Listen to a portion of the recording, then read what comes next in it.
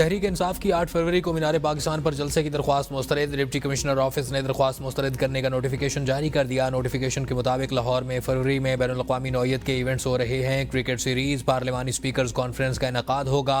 Horse and cattle show, फैज़ अमन मेला भी होने जा रहा है।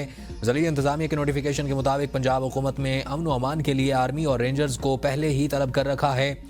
मीनार पाकिस्तान तारीखी मुकाम है। जलसा खूबसूरती को तबाह करने के मुतरादिफ होगा। PTI को गुज़श्ता साल 21 सितंबर को लाहौर के रिंग रोड पर जलसे की इजाज़त दी गई थी, ताहम PTI ने NOC की शदीद खिलाफ वर्जी की थी।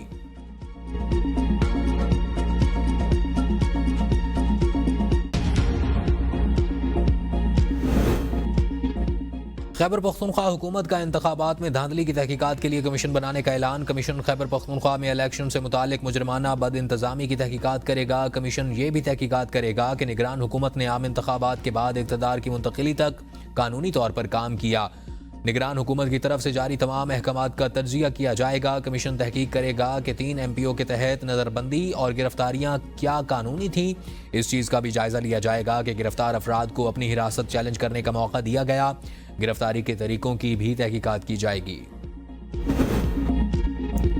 PTI ने तमाम हदें पार कर लीं, इसलिए मुश्किलात का शिकार है। ख्वाजा आसिफ की प्रोग्राम सवाल से आगे में गुफ्तगू। कहा, पहले सियासतदान एंटी एस्टेब्लिशमेंट होकर भी इदारों पर हमले नहीं करते थे।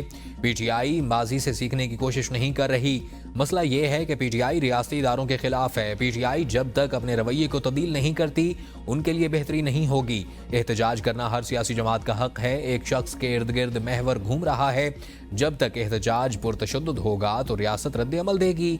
और 9 मई और 26 नवंबर की तरह मुल्क के खिलाफ एक और साजिश हो रही है। एक शख्स की खातिर पूरे मुल्क को यरगुमाल बनाया जा रहा है। गंडापुर कहते हैं कि 99% मुतालबात मंजूर हो गए तो एहतजाज की क्या जरूरत है। तहरीक इंसाफ इस मुल्क की मुख्तार कुल बनना चाहती है, जो नहीं हो सकता।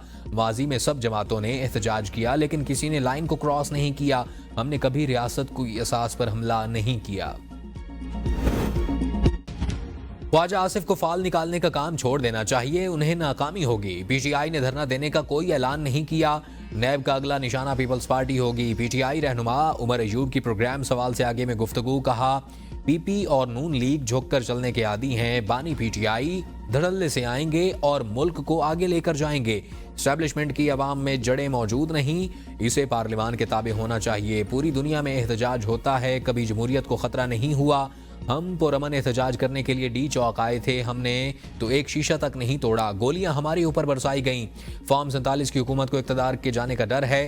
टाइम हमारे पास है, ना हुकूमत और ना ही इस्टेब्लिशमेंट के पास है। रमज़ान शुगर मिल्स जैसे केसेस हमने नहीं, इस्टेब्लिशमेंट ने बनाए थे। शरीफ फैमिली को NRO मिला है। हम मौलाना फजलुर रहमान, महमूद खान अरशकज़ई समेत सबको साथ लेकर चलेंगे। इसमें कोई शक नहीं कि पाकिस्तान को कई चैलेंजेस दरपेश हैं। अगर हर वक्त एक दूसरे को नीचा दिखाने की कोशिश करेंगे तो मामलात ठीक नहीं होंगे। साबिक वज़ीर आज़म राजा परवेज अशरफ की प्रोग्राम सवाल से आगे में गुफ्तगू। कहा, हमने बड़े सब्र के साथ चीज़ों को ठीक करना है। एस्टैब्लिशमेंट भी हमारे निज़ाम का ही एक हिस्सा है।